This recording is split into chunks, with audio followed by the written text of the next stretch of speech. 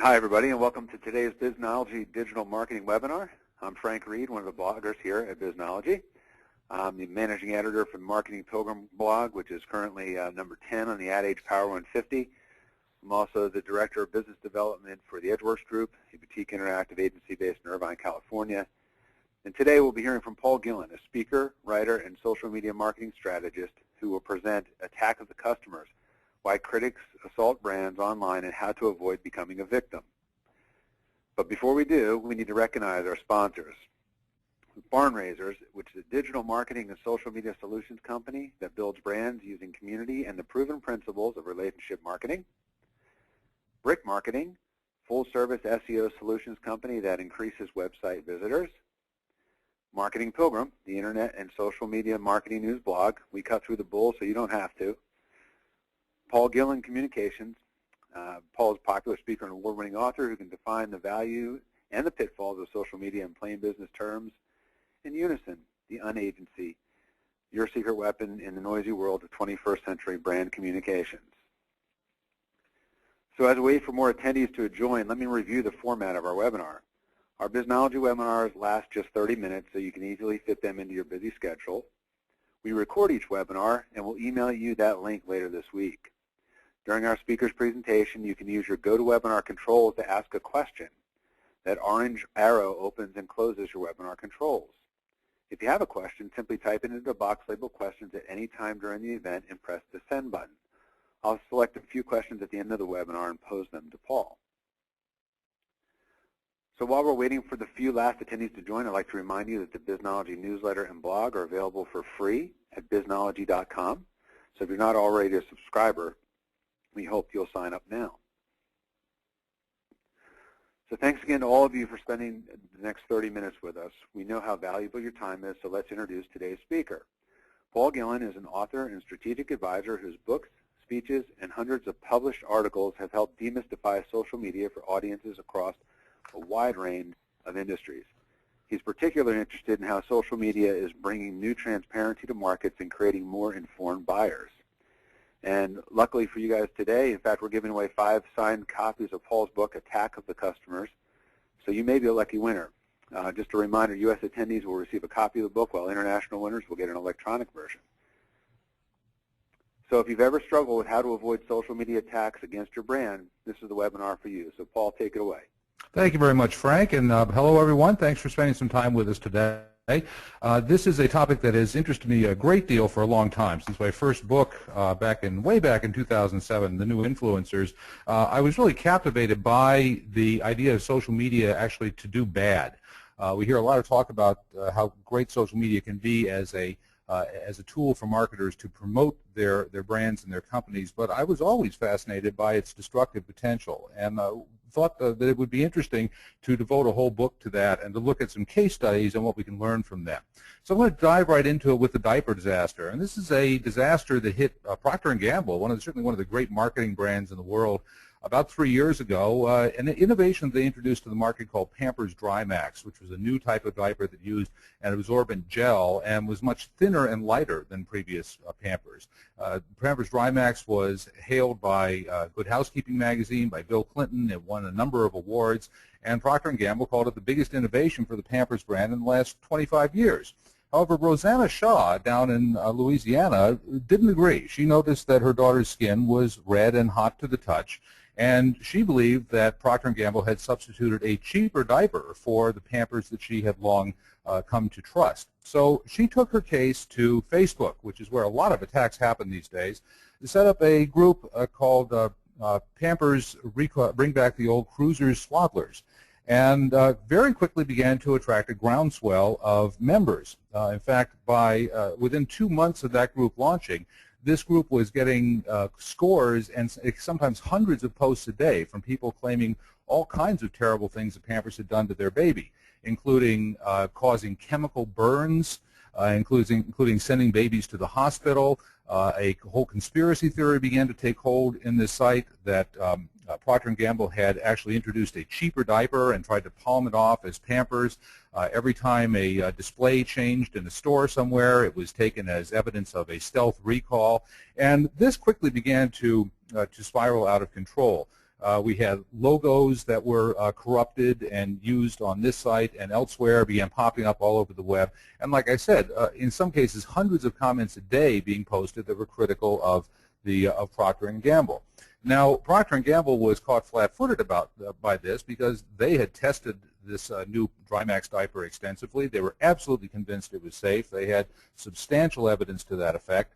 But they couldn't do anything, and in fact there was no scientific evidence to the contrary. But as you know, when a crowd mentality takes over, often facts are the casualty. So their team was frantically scrambling to counter the negative perception of this new product. And of course this, if you know, understand in a marketing scenario, when you're doing a big rollout like this, a global rollout, having to take a significant amount of time to deal with critics can severely diminish the benefit of the rollout of the marketing plan. So this began to swell and to grow to mainstream media. You can even look today, if you look at Pampers Drymax diaper rash, you'll see all kinds of coverage from major publications. It was in every major publication really in the United States and some internationally, and eventually reached the Consumer Product Safety Commission in the early summer of that year. This group, some members of this group, petitioned the CPSC. The CPSC agreed to look into the charges of Pampers hurting these babies, and in September, CPSC released its findings that there were no link between Pampers and rashes. And interestingly, the activity in this Facebook group dwindled almost immediately. And today that Facebook group is still there. You can still find it. But it gets on the order of one update every couple of weeks now rather than hundreds per day. And in fact, the Pampers brand, according to the advertising agency, its sales actually were stronger after all of this because Pampers was ultimately vindicated, and the brand awareness that was raised as a result of this campaign eventually worked to its benefit. Now, one of the things that Pampers did, the P&G did, that was so effective was it mounted a major blogger relations and education program. And one of the brilliant, I think, moves that they made was aligning themselves with their critics by stating their disaster plan was to focus on the welfare of the children. And they mounted a big education campaign. They brought bloggers, mom bloggers, to Cincinnati for a day of education. They brought the media in, and they really laid out the whole Pampers story, all of the chemistry behind Drymax, and did a complete transparency push to try to show that they had done all of the testing that could reasonably be expected of a company like P&G for a product rollout like this. And in fact, what happened is that they ultimately increased the perception of P&G as a responsible company, and that worked to its benefit. But they sort of had to go through the valley of death to get there. Paul Fox, the director of corporate communications at P&G, who really orchestrated the crisis plan here, said you can't join a community at a time of crisis. You have to already be invested in the community, and that requires the investment of people, time, and money. P&G has since become a very big fan of customer communities, in part because they understand now the impact that negativity can have. So the best way to head off negativity is to get involved with those communities before the problems begin. Today, this topic is so timely because there are so many channels of complaint today. As Michelle Davies of the Webby Award says, there's never been a better time to be a critic. We have all kinds of different ways now to express our frustration and our problems with customer service. We can take them to our blogs, Twitter, to Facebook, and to many other places. And what we're finding is that many companies are actually getting, or many consumers, and this applies to businesses as well, are getting better results by complaining in public channels than they are by going through standard accepted channels of customer service. And this may be a bit of a Faustian bargain that companies make when they actually begin providing superior customer service through social media, but it really is where the market is heading right now. So we've got a whole generation of consumers who are learning that complaining in public actually works, and it gets better results than complaining through the accepted channels. Social media crises have increased dramatically in the last few years, as documented in this research by Altimeter Group. Altimeter says companies are quick to deploy the latest social media technology, yet most have not prepared for the threat of crises. About 3/4 of the crises that they studied they believe could have been diminished or averted by better preparation. Another example that I'm sure many people are aware of happened about a year ago, and this was over the pink slime crisis. Now, pink slime is actually not nearly as bad as it sounds. Its real name is lean, finely textured beef, and it is beef trimmings that are recovered from, I won't go into the gory details here, but it's recovered beef trimmings that are cleansed and then are mixed in with ground beef. This has been done for over a decade. There has been some controversy about it, but the USDA long ago declared that pink slime was safe and, in fact, was actually nutritious. Yet that didn't stop an article that appeared in an online publication called The Daily in March of 2012 from charging that pink slime was not beef and that it was cleansed with ammonia and was actually hazardous to your health. This very quickly swelled thanks to a petition on a site called change.org, and you should all be familiar with change.org because it is becoming a very powerful amplifier for consumer complaints in particular. The groundswell started on change.org and quickly spread to mainstream media and all kinds of other channels. What you see here, and I apologize if this chart is a little bit difficult to make out, but on March 7th, ABC World News featured the first major mainstream news coverage of the pink slime crisis. That quickly spread to calls by congressional leaders to stop using pink slime in the school lunch program. A bunch of major grocers, as I'm sure you remember, pulled it from their products just a week later. And just a few days after that, the largest maker of lean, finely textured beef, Beef Products, Inc., suspended its operations in 3 states and idled 3/4 of its employees. Just a week later, the food processor AFA, which is the second largest producer of this product, actually filed for bankruptcy. So you see all of this happened in less than 1 month. And this was driven primarily by a consumer backlash that started in a sort of innocuous publication and spread entirely through bottom-up channels. Now, what was the role of the media in all this? And I think that's very interesting.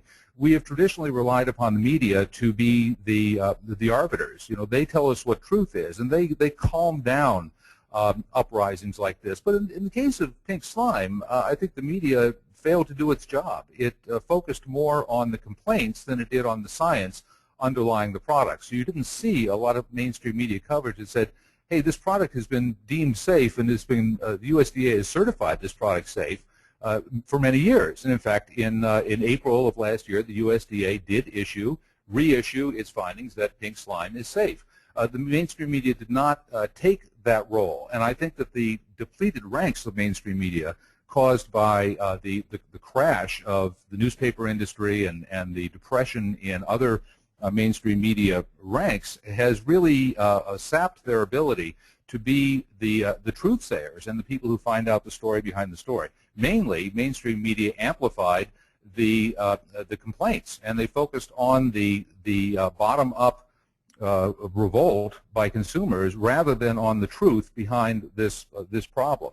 So, weapons of choice. What do people use to start these campaigns these days? Well, Facebook is a big one, and you know the idea. If you had asked 5 years ago, if you had asked companies about the wisdom of creating a branded place where people could come and complain about them on their own branded space, they would have said you were out of your mind. But we do it all the time these days. Practically every major brand has a Facebook page, and those that enable comments by visitors are effectively inviting critics as well as fans. So, and then people can use Facebook to create groups very quickly that can spread awareness. Now, in late 2011, you may remember the Bank of America was forced to withdraw a fee that it had begun to impose on debit card holders. This was actually driven by a young woman in Los Angeles and another young woman in Washington, D.C., both in their 20s, who were offended by the charges that they saw applied to their debit card accounts and began Facebook campaigns that quickly swelled out of proportion. Both of them received extensive mainstream media coverage. The woman Molly Catchpole out of D.C., who was only 22 years old at the time, was covered on all the major networks, cutting up her Bank of America debit cards, and resulted in an 8-fold increase in new accounts at credit unions and savings and loans in that month. In fact, the chief executive of the Credit Union National Association said, I think we may look back in a few years and say this was the spark that caused a lot of people to say, yes, credit unions are a better deal. An 8-fold increase in credit union accounts in a single month, driven by a groundswell protest against a major bank. And by the way, just a month later, Molly Catchpole was at it again, forcing Verizon to withdraw a fee that it had imposed on customers who paid online. So this one 22-year-old woman essentially stared down two very large companies all by herself using Facebook. Consumers, as we know, are increasingly in control. If you look at The Consumerist, which is one of many consumer advocacy sites, and really probably the longest lived and the most effective, a typical consumerist day on Consumerist looks like this. These are all headlines from a single day on Consumerist, and you can see that these are all major consumer brands that have been targeted by consumers who have had bad experiences. And what Consumerist basically does is it solicits experiences from consumers, and then it checks them out a little bit, not necessarily a lot, and it posts their experiences. And then the brands are free to respond if they wish. But the idea is that Consumerist acts as a catalyst for a conversation, not necessarily as an arbiter of truth. Parenthetically, the Consumer Product Safety Commission is doing this now itself. The CPSC last year launched its own site that encourages consumers to do exactly what they do on Consumerist. They can post their complaints on the CPSC site. The complaints are not edited, and then companies are free to comment and respond to them, but the CPSC suggests and executes no formal quality control. So it's really become kind of a giant free-for-all out there where people say whatever they want. And in some industries, this is changing industries fundamentally. If you have made a travel reservation in the last year using a website like TripAdvisor or Yelp or TravelPod or Google Places or one of the many places online that you can get reviews, you can see that the hotels that are top-rated in their markets can do very, very well, and the hotels that are not are in a very deep hole. This is the Sofitel in Washington, D.C., the #1 rated hotel in Washington, D.C. on TripAdvisor. You can see with 942 reviews, excuse me, the #2 ranked hotel. This hotel doesn't have to do a lot of marketing. Its customers are doing the marketing for them. At the other end of the equation is the Motel 6 Washington, D.C. Convention Center with 9 reviews and comments like, bed bugs. What do you do about that if you're the Motel 6? You can't really market your way out of that problem. You've got a quality control problem which is not going to be cheap or easy to fix. And we are seeing this spread into many other industries as well. Small businesses, restaurants, local services are increasingly beholden to services like Yelp, which render judgment by their customers on the quality of the products that they and services that they deliver. So let's look at the 4 kinds of aggressors that we identified for the book, Attack of the Customers, and really categorize them into these 4 areas. One is the casual complainers, and this is the background noise of customer relations. Anybody who is in particularly a consumer industry knows about casual complainers. They're the people who are always sort of griping, the constant stream of gripes about individual experiences that people have. They're not really a big problem. They merit listening to, and they merit response if it looks like they have a legitimate beef. On the other hand, in certain industries like airlines, for example, constant complainers are simply a fact of life, and there's very little that airlines can do about them. Casual complainers, I should say. So for these people, the best way to respond is through policies. You need good customer-oriented policies that make it possible that empower your employees to solve customers at the point of the problem. And I should say, I want to stress here, customer-oriented policies. A lot of policies are not oriented toward customers. They're oriented toward protecting the company. And that can actually make customer complaints worse when they get a response that, oh, it's policy. The policy should be something that is oriented towards satisfying the consumer rather than protecting the company. Not a lot you can do about people like this except listen to them and look for patterns that may be developing that indicate a more systemic problem. The second type of aggressor is what I call the extortionists, and this is a very small group, thankfully, but it's a very annoying one because these are the people who try to hold businesses up with the threat of negative reviews. In 2011, some hoteliers in the UK accused TripAdvisor reviewers of blackmail, saying that they felt coerced, that customers were actually threatening bad reviews of their establishments if they didn't get room upgrades and discounts. This is, again, not a huge problem, but it's a very annoying one when it happens. And the thing you need to do is don't give ground to these people. Do not do one-off deals with them, because they'll tell others about it. And these days, doing any kind of special discount or special coupon because someone complains is a risky option, because there's always a chance that they'll tell other people, and other people will come in and try to get the same deal from you. So what you want to do is to give them hold your ground, to state what your practices are, restate why your practices are fair, and don't give in to blackmail. And if they do post that threatened negative review, be sure that you're on top of it so that you can respond to it and explain the interaction that you had with them. Deniability is really the strongest weapon against the extortionist.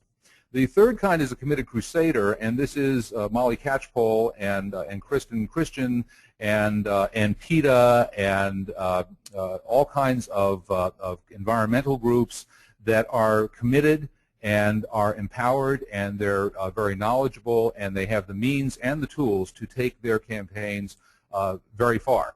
And these are really the most concerning kinds of critics, because they are committed and they will stick with it. They are not motivated by personal gain or financial reward. They are motivated by a higher calling, saving the environment, helping the cause of disadvantaged people. And they usually know their stuff, and they know their tools very well. These are the people that who won't go away. They're the people that you need to negotiate with, and you sometimes need to change your policies. If they have a good cause to state, if their point is valid, you may have to look at making some changes in your policies. And keep in mind that changing a bad policy is not necessarily a bad thing. In fact, you'll get brownie points in many cases for revisiting policies that may not be sustainable or that may not make sense anymore. So provide facts and education to the market. If you are not ready to change your policy, if you don't think that change is merited, then be able to provide plenty of facts to the public. Do not get into debates or fights with these people on their Facebook pages or even your Facebook pages. I encourage you to use independent websites to set up fact websites and just the facts kind of outlets where you can state your side of the issue and make your case. You're not always going to come to agreement with these people. Sometimes you just have to learn to live with each other, but you do need to be able to point to places where people can make informed decisions and understand your point of view. The fourth kind is what I call the irritable influencers, and these are the people who are everything from entertainers to politicians to athletes to even influential bloggers who like to throw their weight around. Kevin Smith had a memorable incident a couple of years ago with Southwest Airlines where he was denied a second seat on a plane to accommodate his rather large girth, and he took that issue to Twitter and his podcast and made a big deal out of it. Southwest Airlines, to its credit, stuck to its guns and said, this is our policy. We do not give away seats to people because they happen to be overweight. If we did that, then we would have to do it. If we did it for one person, we'd have to do it for everybody. It was a reasonable comeback, and eventually Kevin Smith backed down. The good thing about irritable influencers is that they usually eventually lose interest and they move on to other things. Is an attack brewing? Well, look for things like there are free tools like Google Alerts, like Google Trends, like Twitter trending hashtags, like social media monitoring tools that will show you if there's a groundswell of opinion that's beginning to develop. You need to think about the terms that are going to be most important to you, to your industry, because it won't be the same for every industry. Of course, everyone here is subscribing to Google Alerts, right? You want to monitor Twitter for your name and for negative modifiers, words like sucks, like the hashtag fail, like the word hate. Look for frequent retweets of those adjectives as they're applied to your company, and especially by people who have a large following. Look for keywords that are relevant to your industry. In the PC industry, for example, blue screen, crash, won't start, overheating are all indications of problems that are really specific to that industry. And Dell Computer, which is really one of the leaders in this area, looks very closely when it rolls out a new product for terms like overheating and crash related to new products, because it can intercept problems before they become widespread and mandate a large-scale recall. They can do a small recall, much more affordable recall, if they see customers, these kinds of terms beginning to trend about their new products early in their life cycle. Be aware that everybody has a baseline of negativity. You know, even 20% of Apple customers are angry at Apple at any given point. Every company has critics, and people expect that, and they'll give you that. They'll allow that. What you want to look for is not to satisfy everyone. You want to look for growths in critics. You want to look for spikes in negativity that would indicate a problem is happening. You can't please everyone, nor should you try. You should make reasonable efforts to please people who have legitimate problems. But the trolls, the people who simply can never be pleased, you really can't do anything about pleasing them. Monitor the posts by others on the Facebook pages that you own. I encourage you to respond to those. Silence is not a good idea. And put an influencer relations program in place, because when you need to get a message out to the market, often the grassroots influencers are the fastest way to do it. 8 essential truths, just to close out here. Bad things happen to good companies all the time. In the book, we tell stories of some very fine companies, Nestle, Chapstick, Progressive Insurance, Susan G. Komen Foundation, who have been the victim of major attacks. It's not bad practices necessarily. It may be one mistake. Ford is currently dealing with the backlash of some ads that its agency posted in a competition that were of questionable taste. That doesn't mean Ford is a bad company. It means something bad happened in Ford's domain. So accept that this happens to everyone. You don't have time to think anymore. You have minutes in some cases to respond to a crisis. Certainly hours at best. You don't have days anymore. Do not go silent. It is often the worst thing you can do. It's something that companies do a lot when the situation gets out of hand. You want to be talking a lot. This is classic crisis communications. You want to be educating people constantly. Never lie. Never assume that your words will be taken the way you expect them to be taken. Talk a lot and explain yourself constantly. Be aware, this is an interesting phenomenon, the media these days may also be the attackers. You know, it used to be that we relied upon the media to be the source of truth, but today, who is the media? The media may be bloggers. There are some bloggers, there are some news blogs that have the kind of traffic that we once expected only for the media, and they may be your chief critics. So the media may be the ones who are attacking you, and that requires a different plan of action, certainly a good media relations program from the beginning. Be aware that attacks can come out of nowhere. They can be entirely unexpected, and that means you have to be listening on weekends as well. Nearly anyone can start one. And by the way, the fact that someone starts one doesn't mean it's going anywhere. You shouldn't be responding to every single critic out there, every single change.org petition, every single negative comment on Facebook. What you want to look for is a pattern and the early groundswell that indicates that an attack is going to go mainstream. Your solution may make the problem worse is simply restating what I said earlier. If you give away too much, if you bend the rules too much, be aware that everything gets shared these days. Every communication you have with your critics will be shared with others, and if you go too far in mollifying them, it may actually come back to bite you. Listen constantly, hope for the best, prepare for the worst. If you have a crisis communications plan that's more than 5 years old, throw it out. It doesn't work anymore. You've got a whole new set of media influencers you need to deal with, and the time frames have changed completely. Are your policies customer focused? You know, LL Bean and Land's End have these policies that any customer who's dissatisfied with their product at any time for any reason can return it for a refund or an exchange. What's the beauty of those policies? Nobody uses them. Almost nobody ever takes them up on that offer. But it avoids so much cost in the process. They don't have to adjudicate every single interaction with an aggrieved customer. They simply say, this is the policy and this is what we'll honor. And so customers go away happy, and the secret is that very few customers ever complain. Their costs of dealing with complaints are very low. Empathy matters more than apology. The first, one of the interesting things we discovered writing the book is that the first the knee-jerk reaction that most people have to an attack is to apologize. That usually is not what people want. What they want you to do is to listen and to hear them out and to show that you've listened. Apologizing, in fact, can make matters worse because it looks like you're trying to dodge them. So empathize and show them that you understand what they're saying, but don't automatically jump to the apology. Never make it personal. I think we know that. And always take the high road. That's never a bad idea for business. So it packed a lot into just a few minutes here, but I am rushing to an end here, and I'm going to hand it back to Frank. I don't know if we have any time for questions, Frank, but certainly if we have any, I'd be glad to take them. Thanks, Paul. I'm sure our attendees have a much stronger idea of how to avoid attacks in social media, but there are a couple of questions. I've got a few good ones teed up, and we'll take a few extra minutes to address those.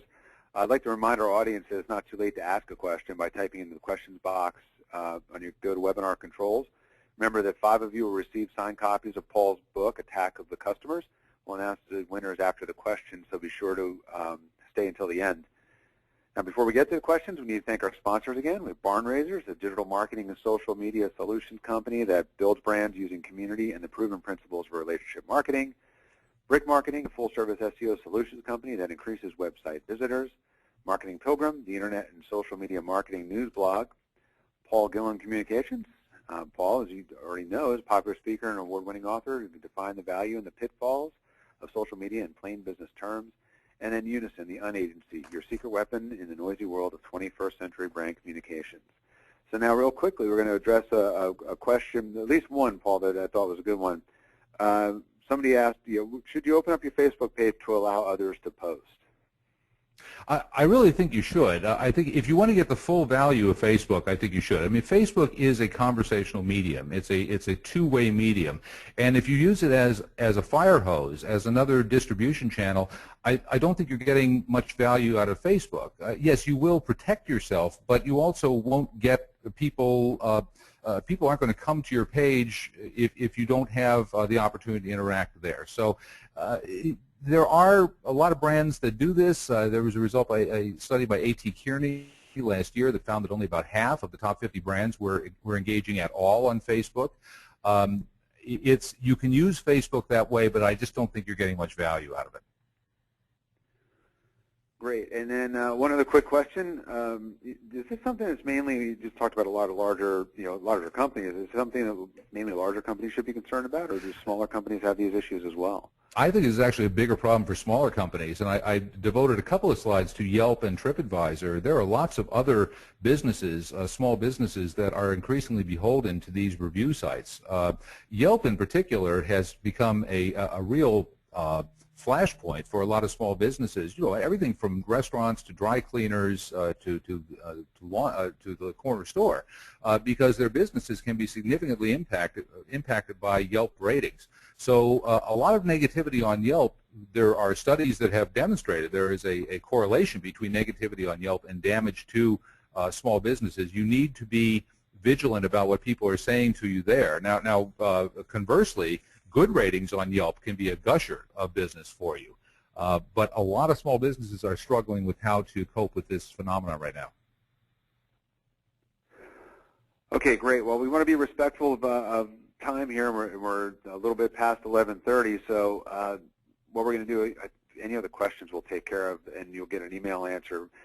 Yeah, so that's all we have for today. But all right, well, thanks to Paul. Thank you, Paul, for the great ideas, and thanks especially to our audience for your participation and your questions. It's actually time now to announce the attendees who will receive the autographed copies of Paul's book. Sorry about that. Paul's not giving away all of his books. Just one, Attack of the Customers. And the winners are Cynthia Fischel, Brian Nye, Thomas Gregerson, Nancy Rago, and Kevin Thomas Tully. So congratulations to all of our winners, and you'll receive confirmation emails shortly. If any of you had any questions that we didn't have time to answer, you can email your questions to Eileen. It's EILEEN at MikeMoranGroup.com, and she'll be sure to get it to Paul for the answer. Later this week, we'll send you all a link to the recording of the webinar to listen to again, and please share it with others.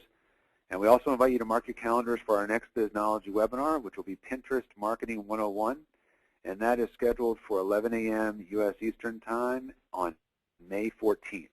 Thank you, everybody. We appreciate your time and look forward to seeing you in May. Take care.